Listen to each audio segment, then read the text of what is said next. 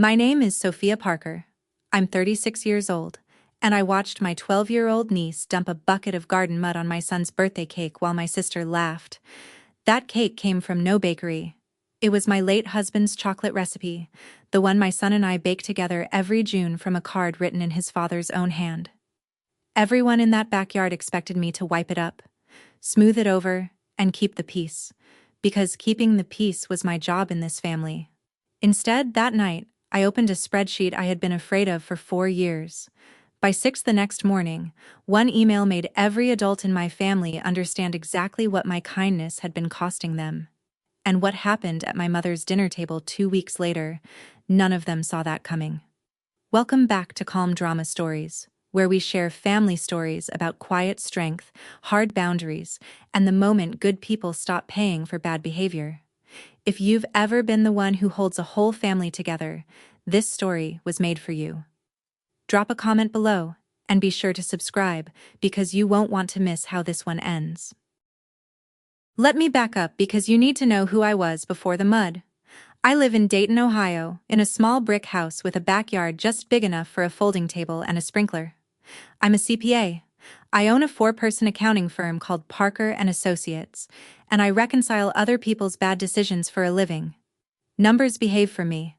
People are harder. 4 years ago, my husband David was driving home on I-75 when a truck crossed the median, and by dinner time I was a widow with a 4-year-old. Caleb is 8 now. He's quiet like his dad, obsessed with dinosaurs, and every June we do the same thing David started on his first birthday. We take down a dented tin box, we pull out a recipe card with butter stains on the corners, and we bake his father's chocolate cake. David's handwriting slants uphill, like he was always in a hurry to get to the good part. Caleb traces the letters while the oven preheats. It's the closest thing to a hug his father can still give him. I tell you all this so you understand something about me. I'm careful. I check my locks. I check my math. I check my mirrors twice. In 8 years of running my firm, I have never missed a filing deadline. But there was one account I refused to look at too closely, one column I never added up, and it had my family's name on it. In my defense, I'm told grief does that. It makes you pay any invoice that promises the people you love will stay close. That was my first mistake, and I made it every single month for 4 years. It started 3 weeks after David's funeral, the way these things always start. Small. My sister Vanessa mentioned that Madison's tennis club was raising rates, and wasn't it a shame a talent like that might have to quit? I set up an autopay that night. $650 a month, straight to the club, quiet as a heartbeat. Then Madison needed a phone for tournaments, so I added a line to my family plan. $85 a month. Then summer camp, because every serious junior player goes to camp. Then Vanessa's transmission died and she couldn't get Madison to practice, so I covered the repair. Then groceries here, an electric bill there, always framed as a bridge to somewhere. Nobody ever called it what it was. My mother called it family. I called it temporary. And temporary turned 4 years old. Here's the part I want you to sit with, because it matters later. I'm an accountant. I saw every charge. I built the spreadsheet myself. One tab, labeled family. Every payment logged with a date and a memo, because my hands can't not do that. But I never once hit sum. On purpose. Some numbers change what you're allowed to keep believing, and I needed to believe I was helping. I also need you to know why I stayed in it. My parents picked Caleb up from school every Tuesday during tax season. My mother kept a booster seat in her car. Caleb has no other grandparents, no cousins on his father's side, nobody. When your child's entire family tree fits on one branch, you pay to keep that branch green.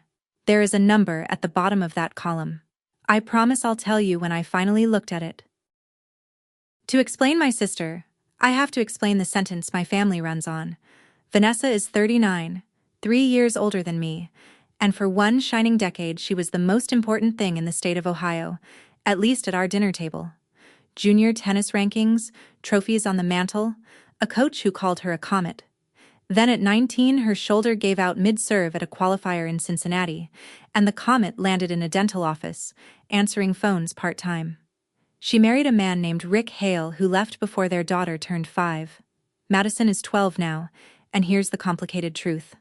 The girl is actually good. Her serve is real. Her footwork is real. Her coaches aren't lying to anyone. Which made everything so much easier for my mother, Linda, because it let her say the sentence again. She said it at Easter, holding up a tournament photo like a stock certificate. This family invests in its stars. My mother was a PTA treasurer for 20 years. She keeps books on everything, including love, and in her ledger some children are assets and some children are overhead. I grew up hearing that sentence, and I knew it by heart. What I never told anyone, all those years I was quietly paying for lessons and camps and phone lines, was which side of that sentence I grew up on. I wasn't the star. I was the one who made her own dinner during tournament season, who learned that being low maintenance was the same as being loved, at least in our house. You can move out of your childhood home, and you can even buy your own. The house you grew up in still gets a vote. Mine had been voting for 4 years, $650 at a time. The Sunday before Caleb's birthday, I got invited to dinner at my mother's house, and the invitation should have come with a prospectus. The pot roast was on the table, and next to the gravy boat sat a glossy brochure. Meridian Tennis Academy. Full-time training, elite pathway, $25,000 a year. My mother didn't slide it toward me until the plates were cleared, which is how I knew it was the whole point of the meal. Madison needs this, she said. The club has taken her as far as it can. Vanessa leaned back with her arms crossed and skipped the sales pitch entirely. You have it, she said. We both know you have it. There it was, the family math, spoken out loud for once. Whether I had it was never the question. I run a small firm in a mid-sized city.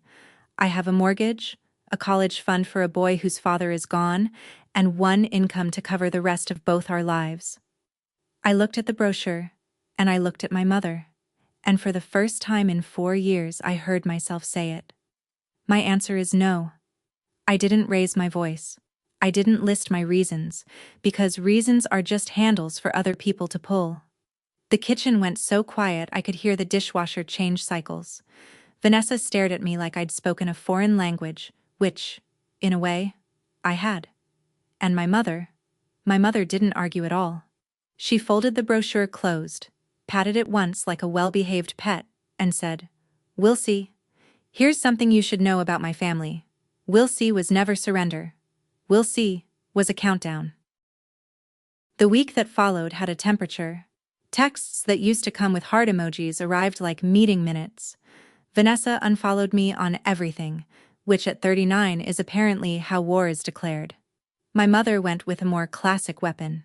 Tuesday she sent me a photo of Madison mid-serve at the club, ponytail flying, and underneath it a caption engineered in a lab to hurt. She asks why Aunt Sophia doesn't believe in her. I read that text in my office parking lot and sat there a long time. Because here's the thing nobody tells you about saying no to your family for the first time. You don't feel powerful.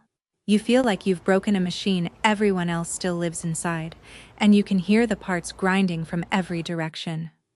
I typed and deleted a dozen replies. I finally sent back a single line that I loved Madison and my answer hadn't changed, and I got back a thumbs up. From my own mother. A thumbs up. Still, that Thursday, I sat at my kitchen table and addressed birthday invitations by hand, dinosaur stickers on green envelopes, one for my parents, one for Vanessa and Madison. Caleb stood at my elbow supervising the sticker placement. He asked if Madison was coming for sure, because Madison was the only kid who ever played the games he invented without changing the rules. That's the sentence that got them invited, if I'm honest. Not the piece I was keeping with the adults. A boy who wanted his cousin there. I licked those envelopes myself and dropped them at the post office on my lunch break. Sometimes, late at night, I still think about that little errand, and how carefully I mailed the invitations to my son's worst day. Friday night before the party, Caleb and I baked the cake. If you'd stood at my kitchen window, you'd have seen the whole religion of it. The dented tin box comes down from the top shelf. The card comes out, chocolate smudge in the corner from David's thumb, that uphill handwriting racing toward the good part. Caleb reads the steps out loud like scripture, even though we both know them cold. 2 rounds, real butter. The frosting you have to stir until your arm complains. David used to say the arm ache was the secret ingredient, and Caleb repeats that joke every year at the exact same moment. And every year I laugh like it's new, because that's the deal. While the layers cooled, Caleb sat on the counter and asked me one of those questions kids keep in their back pockets for late at night. Do you think Dad knows I'm 8 now? I said I thought dads always know. He nodded, very serious, and piped the number 8 onto the middle of the cake himself, wobbly and proud, tongue between his teeth. We stood back and admired it the way you'd admire a bridge you'd built together. Saturday's plan was simple and perfect the way 8-year-old plans are. 6 friends from school, a dinosaur banner we'd painted ourselves, hot dogs, a sprinkler if it got hot, family at 2, cake at 3. He taped the schedule to the fridge, he's my son after all, and went to bed early without being asked, which is how excited he was. The cake sat overnight in the center of the refrigerator on the good glass stand, and I slept well. It was the last good sleep I'd get for a month. Saturday came in sunny and ordinary. By noon, the backyard looked like a natural history museum with balloons. 6 kids from Caleb's class arrived in a wave of gift bags, and for an hour my biggest problem was hot dog logistics. My family showed up at 2, on schedule, which was my first clue something was off. Vanessa is never on time. She came through the gate in sunglasses she never took off, carrying a gift bag with the tag still on it. My father Frank gave Caleb a 2-armed hug and posted himself by the grill, where the conversation can't reach you. And my mother arrived sweet. If you had a mother like mine, you just shivered. She complimented my hair. She complimented the banner. She called the backyard charming, twice, the way a realtor does before telling you what the house is actually worth. Madison drifted in last, earbuds in, and I remember thinking she looked less sulky than usual. She looked nervous. She kept orbiting the flower bed along the back fence, the one I'd watered that morning, where the soil goes dark and soft. At one point I looked up from the lemonade and saw her at the fence with my mother, heads close. My mother's hand smoothing her ponytail while she talked. It pinged something in me, low and quiet, like a smoke alarm chirping in another room. I ignored it. Hosting is the art of ignoring your own alarms. Around 2:30, Madison appeared at my elbow, polite as a hotel clerk, and asked what time we were cutting the cake. 3 o'clock, I told her. She nodded and checked her watch. 12 years old, and she checked her watch. At 3 o'clock I carried the cake out on the glass stand, and the backyard did that thing backyards do, everybody pulling in toward the table like the tide coming in. Caleb stood at the head of the table in his dinosaur shirt vibrating. I lit the candles, all 8, plus 1 to grow on, and the kids started jockeying for cake-adjacent seating. I went inside for the camera, 15 seconds, maybe 20. When I came back out, Madison was standing at the table.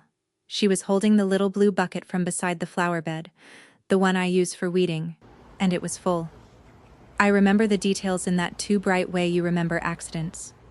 Her knuckles pale on the handle, her eyes going once, quick, to the back fence, to my mother, like a swimmer checking the lifeguard. And I remember that she hesitated. A full breath. Maybe 2. 12 years old, standing between who she was and what she'd been sent to do. Then she turned the bucket over.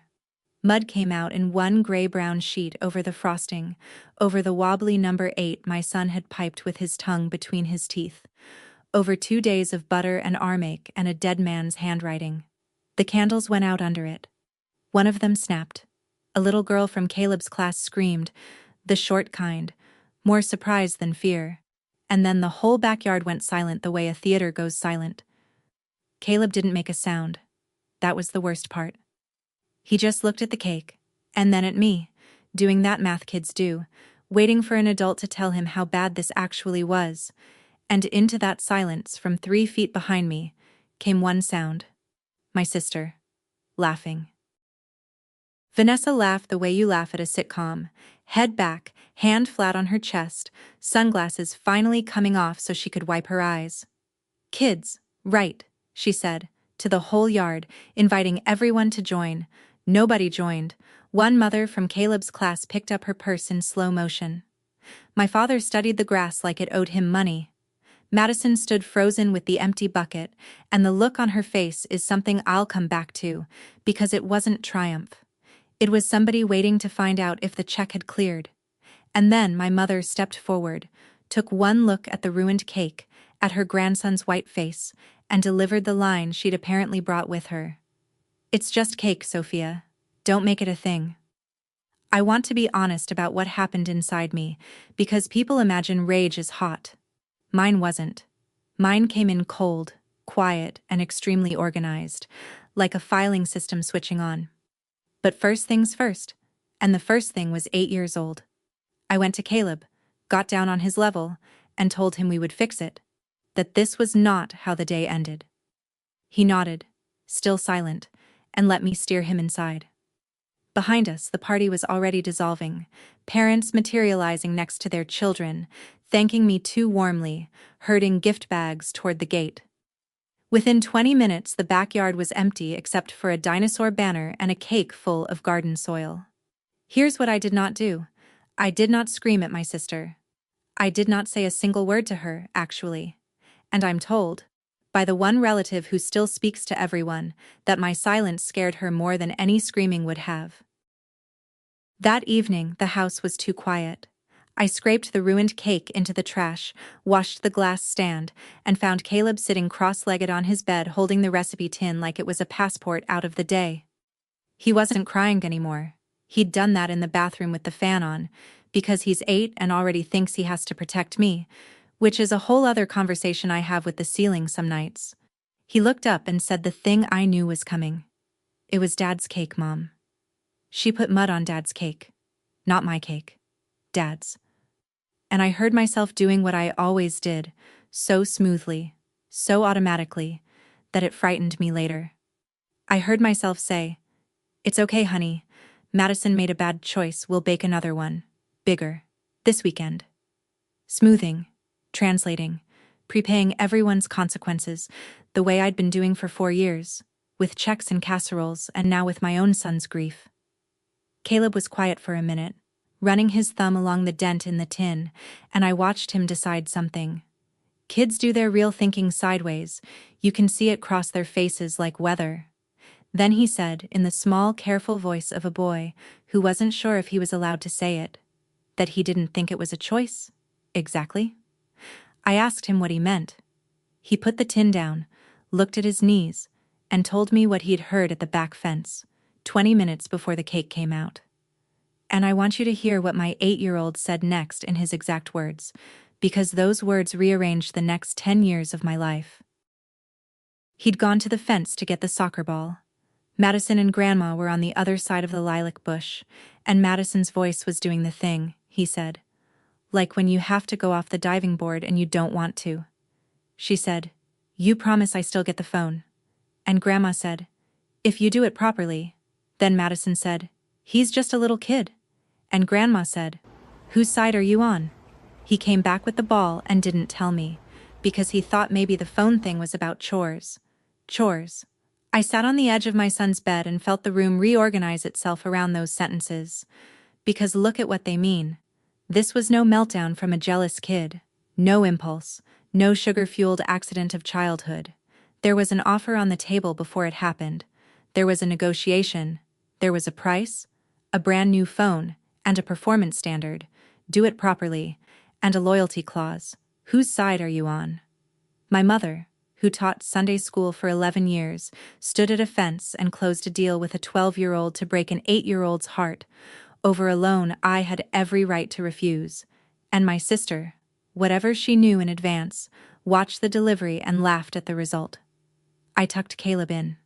I told him he'd done nothing wrong and that hearing things by accident is never spying, because I could see him worrying about it. I kissed his forehead, closed his door, walked down my own stairs in the dark, and stood in the kitchen for a long moment. Adults had paid a child to break my child, and they had used my money to do it. It was almost 11 when I opened the laptop on the kitchen table, and I want to describe this properly because from the outside it looked like nothing. A tired woman in a quiet house, a screen glowing, a cold cup of tea. On the screen, a spreadsheet named Family. 4 years of my handwriting in digital form, every row a date, an amount, a memo written in the hopeful shorthand of a woman keeping her family green. Club dues, June. Maddie phone. Camp deposit. V transmission. Don't mention. Groceries. Mom's list. I had entered every single line myself and had never once let the cursor touch the bottom of the column. That night I scrolled slowly, all the way down, 4 years passing under my thumb like mile markers, and then I did the thing I'd been avoiding since the funeral flowers were still fresh. I clicked the empty cell at the bottom and hit sum. Just over $50,000. I sat back and let the number look at me. 50,000. Tennis dues at $650 a month, 4 years of them. 3 summers of camp at $4,200 each, 2 years of a phone line, a transmission, a river of groceries and light bills. While I drove a 9-year-old car and told Caleb we'd see about hockey. And floating up out of the arithmetic came my mother's voice from that afternoon. It's just cake, Sophia. And I finally heard the sentence correctly. She was right. The cake was mud and flour, $30 of ingredients. What she meant was, you'll absorb this. Like you absorb everything. Because that's what you're for. Somewhere along the way, without one conversation, I had stopped being family and become a funding source. Right below that $50,000 total sat 2 more rows, the ones with future dates. The 2 biggest promises on the books. Already bought, still waiting to happen. Sitting there like unlit candles. Disney, August, and Camp July. People imagine revenge as noise, slammed doors, screaming matches, wine glasses versus walls. Mine happened between 11:40 and 1 in the morning in a silent kitchen, and the loudest sound was a mouse click. First, the trip. 6 people, Orlando. 5 nights in August. Booked and paid by me on my card through the travel portal, $8,700, because my mother had said family memories are priceless, and then let me price them. The portal asked if I was sure I wanted to cancel. Software has more curiosity about my choices than my family ever had. The $500 deposit was non-refundable, and I paid it gladly. Cheapest tuition of my life. Second, camp. Meridian's Summer Intensive July session, $4,200, cancelable for a refund minus a $250 registration fee if you gave 21 days notice. I checked the calendar. 23 days. Even my collapse was on schedule. Click. Third, the club. I logged into my bank and switched off the autopay that had run like a heartbeat for 48 months. The button said, "Are you sure?" I have never been more sure of a button. Fourth, the phone. The family plan was mine, my name, my bill. I opened the account and scheduled Madison's line to disconnect at the end of the billing cycle, 2 weeks out. Enough time for Vanessa to port the number if she chose to pay for her own daughter's phone, which would be a first. I want to be clear about what I felt, because it wasn't rage, and I've decided honesty is the whole point of telling you this. It felt like closing a client's books at year-end. Line by line, clean and final. I wasn't setting anything on fire. I was simply stopping payment on a lie.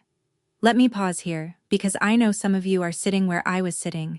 If you have ever stayed up late at a kitchen table, finally adding up what being the reliable one has cost you, put a number in the comments. Just the years. It took me 4. And subscribe. Because what my family did when the money stopped, you'll want to see where that goes. Back to my kitchen, 1 in the morning. The services were dead. The money was mine again. And there was one thing left to do. The thing that would turn 4 private clicks into a public fact. I opened a blank email and typed a subject line. A full accounting. I wrote it the way I write to the IRS, which is to say, no adjectives. To Vanessa. Copy to Mom and Dad. No one else, no aunts, no cousins, no audience. Because I wasn't performing, I was filing. It opened with the date and one sentence. That after what happened at Caleb's party, I had reviewed 4 years of my support of this family, and the review was attached below. Then the table. Every row from the spreadsheet, date, amount, memo, 48 months of tennis dues, 3 camps, the phone line, the transmission, the groceries, the electric bills, subtotaled by year, totaled at the bottom, the same number that had looked at me across my kitchen. Just over $50,000. No commentary between the lines. Numbers don't need adjectives. That's why people fear them. And then the closing paragraph, which I'll give you nearly word for word, because I drafted it 11 times and I earned it. Effective today, all of it ends. The Disney trip is canceled. Camp is canceled. The club autopay is off. Madison's phone line ends with the billing cycle and the number can be moved to your own plan if you wish. My answer on the academy loan is still no. This is not punishment. This is a closing statement. Accounts close when the terms are violated, and yesterday, at a child's birthday party, they were. I read it twice, changed nothing, and felt for the delusion I'd worn for 4 years, the one where the next check would finally buy the thing no check had bought yet. Gone, like a coat I'd left at someone's house. I scheduled the email for 6 in the morning, closed the laptop, checked on Caleb, and slept better than I had in 4 years.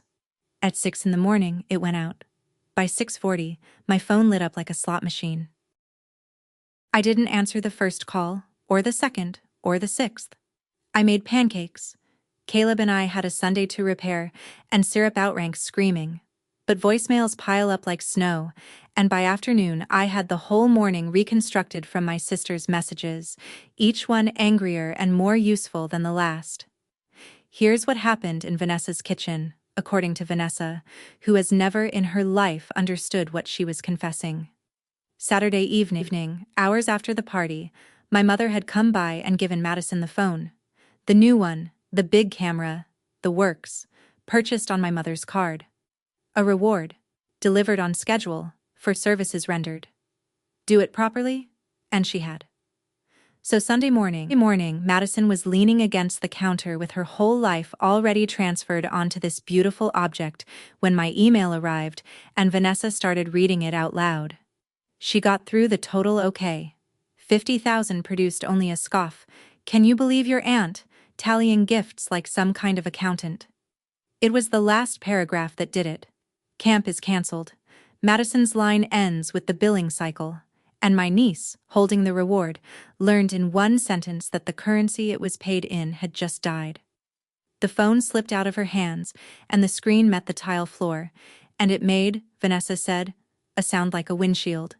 She was screaming at me about that sound, about the cracked screen, about camp, about Disney, about what kind of person emails a spreadsheet. I listened to all of it twice, and I noticed what a person notices at the bottom of $50,000. In 11 minutes of voicemail, my sister never once mentioned the cake. That told me exactly what was coming next.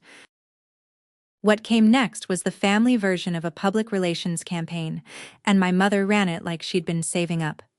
Sunday afternoon, she stood on my porch, arms folded, and skipped past 4 years of my money to arrive directly at my cruelty. "You are punishing a child," she said. I stood in my own doorway and felt how much practice she had making that sentence land, and for once I had my reply ready, because I'd had all night to close the books. "No, Mom," I said. "A child got punished the day you hired her. I paid for the party she was hired to ruin. Read the email again. She left without coffee, which in my mother's language is a declaration of war." By midweek, the extended family had received the broadcast version, in which a bucket of mud had shrunk to a little spilled dirt, and $50,000 had vanished entirely. My aunt in Columbus texted me, "Family takes care of its own, Sophia." A cousin I hear from at Christmas suggested I think about what stress Vanessa is under. Nobody asked what happened at the party. Nobody asked about Caleb. I want you to notice what I didn't do that week, because it cost me something. I didn't forward the email chain to anyone. I didn't post my spreadsheet. I had receipts, literal receipts, and an entire family jury pool, and I let the broadcast version run unopposed, because the day you start prosecuting your case to cousins is the day you've joined the circus. Then Sunday night, 1 week after the party, my mother posted in the family group chat, Dinner at her house, Saturday. All of us. Time to heal this family. I knew that menu. Healing wasn't on it. They didn't wait for Saturday. Wednesday at 11, my office manager buzzed me, said my sister was in the lobby and my sister had brought reinforcements. Vanessa walked in with Madison in front of her like a shield, or a summons, still in her school clothes, and I understood I was about to watch a play. We sat in my little conference room with the fake plant, and Vanessa nodded at her daughter the way a director cues an actress. Madison folded her hands and recited, "I am sorry my behavior at the party was inappropriate. I take full responsibility for my actions." Every sentence arrived sanded smooth, no mud in it, no cake, no fence, and after each line her eyes flicked sideways to her mother to see if it was landing. I've sat across from enough audited clients to know a prepared statement when I hear one. When she finished, Vanessa spread her hands like a lawyer resting. "There," she said. "Now fix the camp thing." And that little word, thing, did me a favor, because it told me nothing had been understood at all. I came around the table and crouched down in front of my niece, eye level, the way I do with Caleb. "Madison," I said, "you don't owe me a performance, sweetheart. You never did." Something moved behind her face, fast, like a fish under ice. Then I stood up and looked at my sister. "The answer is still no," I said. "It'll be no on Saturday too, so you can save the gas." Vanessa gathered her purse with great ceremony and swept her daughter out through my lobby. But Madison looked back at me through the glass door, one long look over her shoulder. It wasn't anger, it was a question. Thursday night my Aunt Carol called, my mother's younger sister, the one who moved one town over decades ago and got herself classified as difficult, which in my family means she asks follow-up questions. "Well," she said. Somebody finally said it out loud.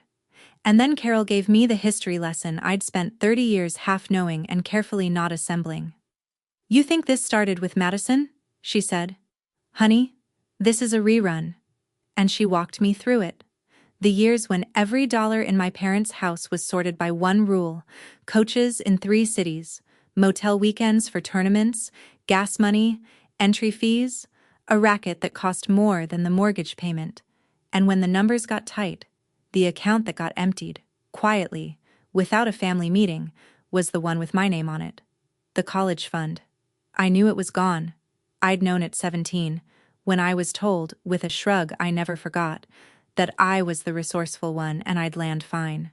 What I'd never let myself see was the wording of the rule that emptied it. This family invests in its stars, meaning the other child pays her share in service. I put myself through Ohio State on scholarships and 2 jobs, waiting tables and filing at a tax office. I called it independence for 20 years because that word kept me upright. Carol's voice went gentle. "You weren't the daughter, honey," she said. "You were the revenue." After we hung up, I sat in the dark and did the thing I do. I ran the numbers. My sister was 19 when the shoulder ended it, and nobody ever taught her a plan B. She wasn't the author of this system. She was its first casualty. And that thought scared me more than my anger ever had. Friday, 1 in the morning, my phone buzzed on the nightstand, and I let it go to voicemail. And in the morning, I listened to my sister's voice without any of its armor. She'd been crying. The real kind. The kind that ruins your consonants. I want to give it to you the way I heard it, because for about 90 seconds my sister told the truth. "I was 19, she said, when they told me the money was gone. All of it. Mine, yours, everything, gone into my shoulder. And my shoulder was garbage now, so what was I? Nobody ever taught me how to be a person who pays for things, Sophia. They taught me how to be paid for. You learned checkbooks and I learned applause. And applause doesn't refill. I don't know how to do what you do. I have never known." There was a long pause then, 10 seconds of my sister breathing, and I stood at my kitchen sink listening to it, and I cried. Once, quietly, for the 19-year-old on the other end of 20 years. And then she inhaled and finished the message, and the window closed like weather. "So you have to fix the camp," she said, voice hardening back into its shape. "You owe Madison that. You're the one who can, so you're the one who has to. That's how it works. That's how it's always worked. Delete or save? The robot asked me. I saved it. I listened to it twice more that day. Both halves, the drowning and the grabbing, and I understood my sister completely for the first time in my life. She was going under, and she'd been going under since before Madison was born. But you can't save someone whose plan is to pull your child under with her. Here's what they don't put in the brochure about boundaries. The invoice arrives immediately, and it isn't itemized. That week, the casseroles of my life quietly stopped. A neighbor who has waved at me for 6 years looked at her mailbox while I drove past, because she'd heard the church version, in which I abandoned my family over a little spilled dirt. The Tuesday pickup, the one my parents had done during tax season since the funeral, evaporated without a text. I rearranged my client meetings, hired my office manager's college-age daughter for after-school hours, and paid her a fair wage, which, I noted grimly, was still cheaper than the old arrangement. But the bill that actually hurt came at bedtime on Thursday, when Caleb, who notices everything and mentions 10% of it, looked up from his dinosaur book and asked, "Are we not going to Grandma's anymore?" And I gave him the 8-year-old true version, which I'd rehearsed in the shower like a coward. I said Grandma and I disagreed about something important, that grown-ups sometimes need space to think, that none of it, was his fault, or Madison's. He took this in, nodded, and said, "Okay." Then, at the door, the follow-up he'd been holding, the one that put a hairline crack straight through me. "Is it because of my party?" I want to pause one more time, because this right here is where most people fold, and I'll never judge a single one of them again. The silence from your own mother, the neighbors with the mailboxes, your kid, connecting dots in the dark. If you have ever held a line while your whole family called the line the betrayal, type "I held" in the comments, because somebody reading them tonight is at day 2 and needs to see your receipts. And subscribe, because the dinner invitation sitting on my counter that night was the most dangerous thing my mother ever cooked. I sat on the edge of my son's bed and told him the truest thing I said all month. Your party is where I finally woke up. Buddy, that's the opposite of your fault. Friday at noon, the day before the dinner, my father showed up at my office alone, and I cannot overstate the strangeness of that sentence. Frank Parker does not go places alone. He is a retired machinist who has spent 40 years positioned carefully out of the crossfire, at grills, in garages, behind newspapers. He sat across my desk holding his cap in both hands like a man at a hearing, and he told me 3 things. First, the phone. "It was your mother's promise," he said. "Her card, her idea. Bought it Thursday before the party even happened. Vanessa knew by Friday." "I told your mother it was wrong. I told her quiet." He looked at his hands. "Quiet never stopped your mother once in 40 years. Second, the thing he'd been carrying since I was 17. "We spent your college money and called it family strategy," he said. "I watched you carry 2 jobs through school, and I set my jaw and said, 'She's tough, she'll land.'" He made himself look at me. "I have been ashamed since before you even knew, Sophia. I'm not asking you to fix that. There's no fixing that." Then the third thing, and this is the one I didn't see coming. I braced for the pitch. "Come Saturday, keep the peace. She's still your mother." Instead, my father leaned forward and said, "Don't you come to that table and pay." His voice cracked on the last word. "If you pay again, it never ends. It just changes shape. I'm 66 and I know exactly what I bought with my quiet, so don't you buy it too." Then he stood, put his cap on, and left through my lobby. My father, the quietest man alive, had just told me to stand. Now I had to find out whether I could. My mother called Friday evening to confirm dinner, and she used her treasurer voice, the one with the agenda paper-clipped behind it. 6 o'clock, she said. "Pot roast. Everyone will be there, and here is what's going to happen. We are going to put this ugliness behind us.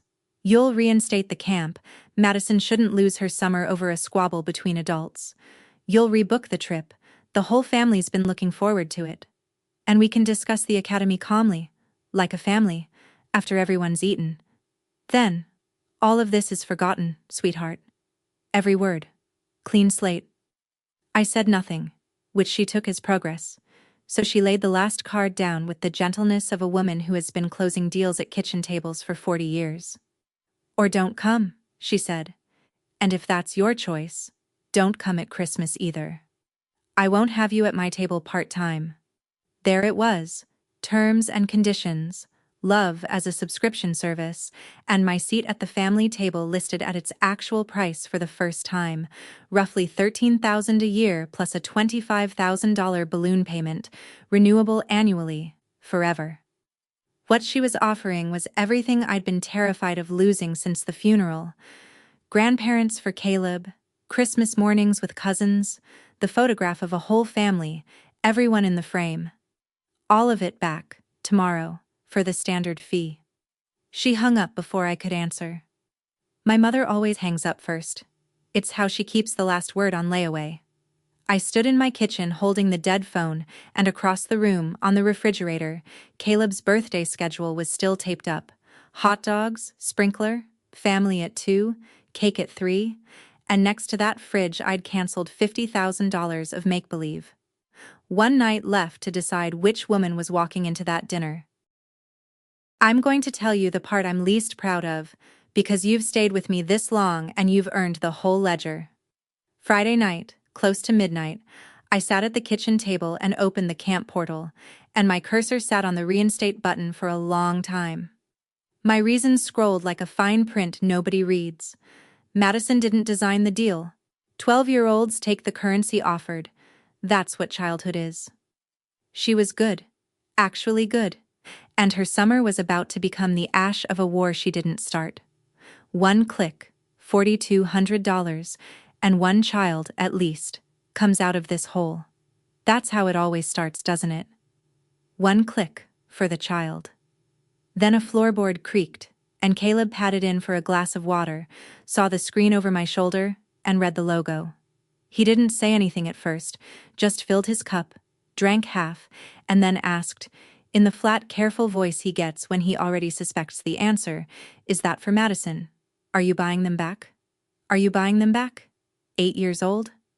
I looked at my son, who 2 weeks ago watched a paid stranger wearing his cousin's face destroy his father's cake, and who is now watching his mother hover over the checkout button of the exact machine that had done it. And I heard the answer come out of me before I'd finished thinking it. Quiet, like a fact. Love isn't an invoice, buddy. Nobody gets to bill you for it, and you can't buy it back with camp. He nodded, unimpressed, the way kids nod at true things, and went to bed. I closed the laptop. Saturday evening I put on the gray dress I wear for closing difficult accounts, and I drove to my mother's house. Not to pay, to settle. My mother's house smelled like pot roast and ambush. The good tablecloth was out, the one that appears for funerals, graduations, and sieges, and the table had been set with intent. Vanessa was already seated, sunglasses retired, wearing the expression of a woman who's been told the check is coming. Madison had been placed in the chair directly beside mine, which no one in that house does by accident. My Aunt Carol had been invited too, and she shot me a look across the room that said, "I'm here as a witness. Order whatever you want." My father stood by the window, cap off, present in a way I couldn't remember him being at that table.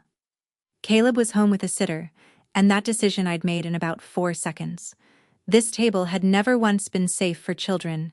It had only ever been safe for invoices. I sat down. I complimented the roast.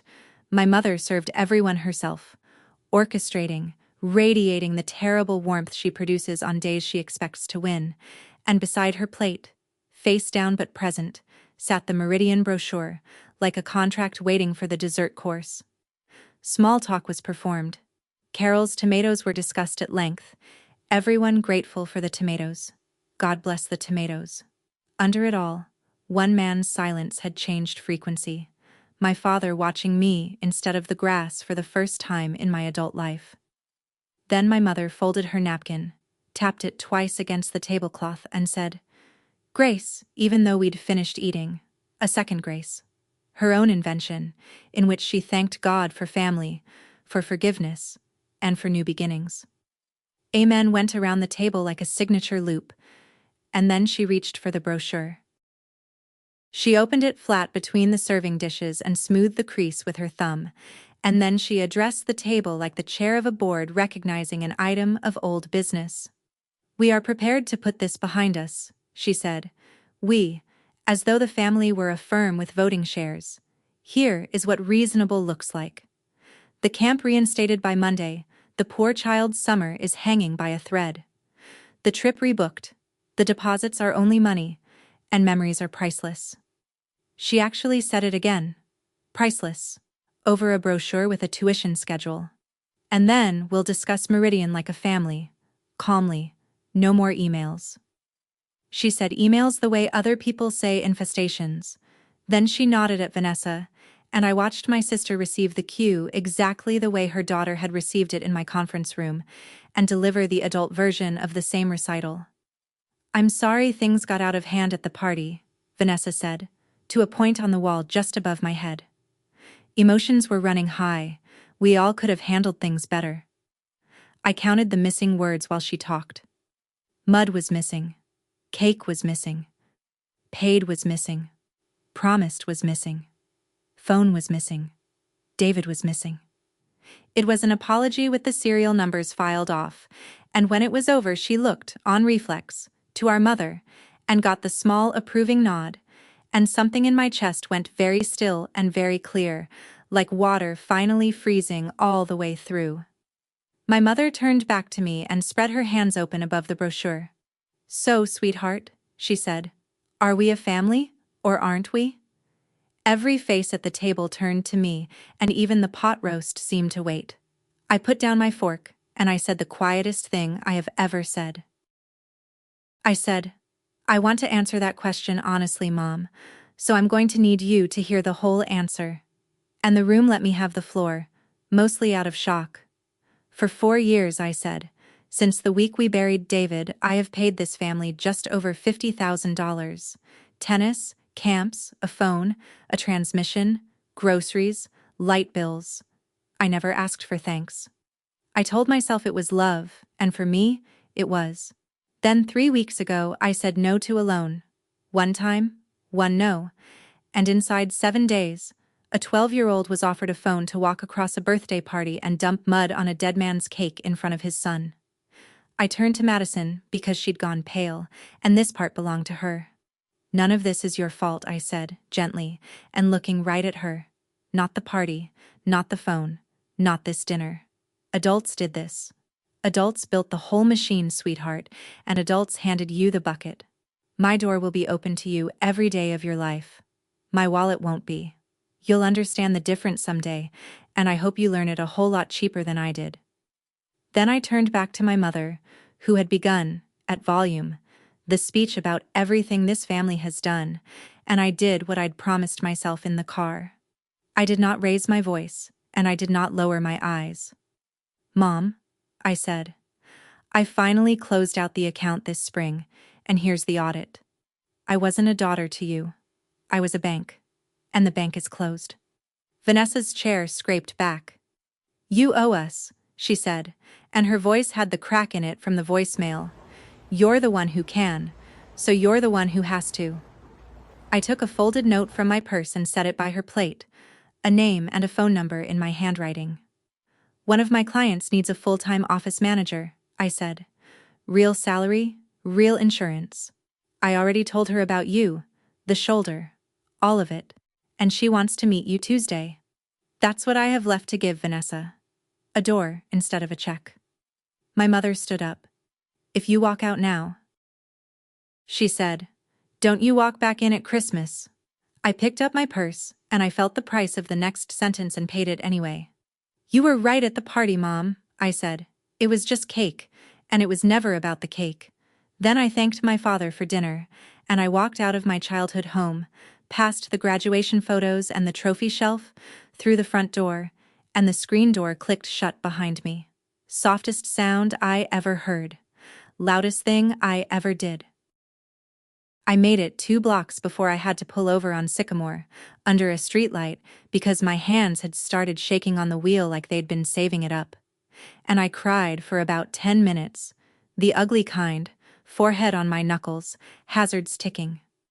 I want to be precise about those tears, because precision is what I have instead of poetry. I wasn't crying for the family I'd just lost at that table.